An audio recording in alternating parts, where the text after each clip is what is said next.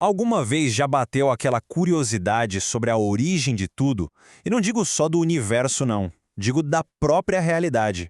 Hoje a gente vai mergulhar na resposta de um dos filósofos mais misteriosos e influentes da história, Plotino. Pois é, essa é a pergunta, né? Aquela que persegue a gente desde sempre. De onde tudo isso veio? Será que existe uma fonte única, um princípio fundamental por trás de toda essa complexidade que a gente vê no cosmos? E então, lá no século III, em pleno Império Romano, um filósofo chamado Plotino apareceu com uma resposta. E olha, não era qualquer resposta, era um sistema metafísico completo, tão poderoso que ecoaria por milênios, influenciando o pensamento filosófico e religioso de todo o Ocidente. Para Plotino, a jornada para entender a realidade começa num ponto que, por mais estranho que pareça, está além da nossa compreensão. Ele deu um nome para isso: o Uno, a fonte que a gente não consegue conhecer por completo. No centro de tudo, de absolutamente tudo, Plotino coloca o Uno. Isso não é um Deus pessoal, nem um objeto, nada disso. Pensa só na própria ideia de perfeição e unidade, tão pura, tão simples, que é a fonte de tudo que existe. É o princípio que vem antes mesmo do próprio ser. Sabe qual o jeito mais fácil de tentar entender o Uno? É pensar no que ele não é. Qualquer palavra que a gente usa, tipo bom, grande, existente, já cria um limite, uma caixinha. O Uno não cabe em caixinhas. Ele não é uma coisa no meio de outras. Ele é a condição para que todas as outras coisas possam existir. E claro, não dá para dividir, porque ele é a própria unidade. Mas aí vem a grande questão. Se o Uno é essa perfeição toda, essa unidade pura, como é que ele dá origem a um mundo cheio de coisas diferentes e imperfeitas como o nosso? A resposta de Plotino é uma das imagens mais incríveis da filosofia. A realidade não é criada, ela transborda. O nome desse processo é emanação.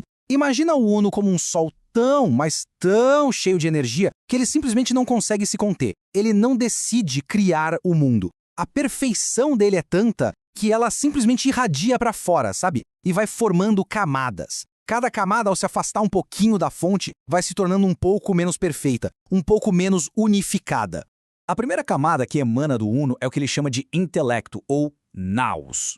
Aqui é como se fosse o mundo das ideias perfeitas de Platão, lembra? A ideia perfeita de justiça, a ideia perfeita de beleza, a forma perfeita de um círculo. O intelecto é o arquiteto do cosmos. Ele guarda todas as plantas da realidade. E a única coisa que ele faz é contemplar a perfeição do Uno. Logo abaixo do intelecto, emana a alma, a psique. Se o intelecto é o arquiteto com a planta na mão, a alma é a construtora. É ela que pega esses projetos perfeitos e os organiza no tempo e no espaço, dando forma, dando vida e movimento para tudo no universo. A alma é a grande ponte entre o mundo das ideias e o nosso mundo físico. E aqui a gente vê um mapa completo da realidade segundo Plotino. É como uma cascata do ser, onde cada nível depende do que veio antes. Começa no Uno, que é absoluto, desce para o intelecto, depois para a alma, até finalmente chegar na matéria, no nosso mundo. Repara que, quanto mais para baixo, mais complexo e fragmentado tudo fica. Ok, agora vamos descer para o nosso andar, o mundo físico. Onde é que a gente se encaixa nesse esquema todo? O nosso mundo, o mundo da matéria, é o ponto mais longe do Uno. É o reino da mudança, da imperfeição. E por isso, para Plotino, ele é menos real. Mas como assim? É que a realidade verdadeira para ele é aquilo que é permanente, unificado. O nosso mundo é só uma sombra, um eco passageiro e todo fragmentado daquela perfeição original. Isso, claro, levanta uma questão inevitável. E o mal? De onde ele vem? A solução de Plotino para isso é genial. O mal não é uma força, não é uma entidade. É simplesmente a ausência do bem. Pensa na escuridão. Ela não é algo, ela é só a ausência de luz. Quanto mais longe a matéria está do Uno, que é o bem supremo, maior é essa escuridão. Essa ideia, aliás, influenciou demais o pensamento cristão, principalmente Santo Agostinho.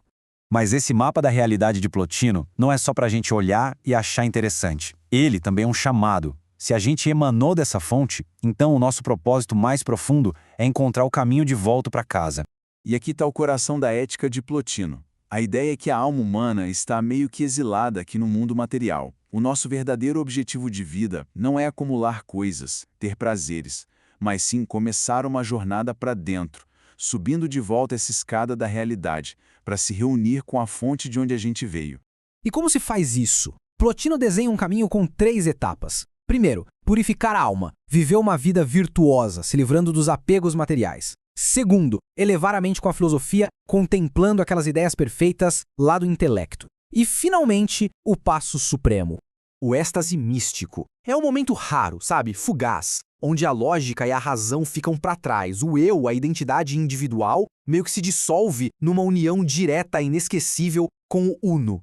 É o ponto mais alto da jornada espiritual, uma experiência que o próprio Plotino disse ter alcançado algumas poucas vezes na vida. Para a gente fechar, é muito importante entender o lugar de Plotino na história. A filosofia dele não foi só o último suspiro do pensamento grego clássico. Foi a semente de toda a metafísica que viria depois na Idade Média. Muita gente chama Plotino de neoplatônico, mas ele não foi só um repetidor de Platão, não. Ele pegou as ideias do mestre e levou a um outro nível. Onde Platão tinha um mundo das formas, Plotino sistematizou e chamou de intelecto. Onde Platão colocava o bem como o ponto mais alto, Plotino foi além e colocou o uno, que transcende até mesmo o bem. Ele transformou o dualismo de Platão numa hierarquia cósmica super rigorosa. E o impacto disso tudo foi gigantesco. De Agostinho e toda a base do pensamento cristão, até Tomás de Aquino e a escolástica medieval, a estrutura de Plotino virou a referência principal para entender Deus, a alma e o universo. Se a gente pudesse resumir todo esse sistema complexo em uma única frase, seria esta: tudo emana do Uno e tudo se esforça para retornar a ele. É o grande ciclo cósmico da vida, a partida e o retorno, o exílio e o reencontro. E assim, a filosofia de Plotino, com quase 2000 anos de idade, nos deixa com uma pergunta que é incrivelmente atual. No mundo que é feito para nos distrair com o que é material, com o que é passageiro, como é que a gente sequer começa a procurar o caminho de volta para essa fonte? A questão fica no ar.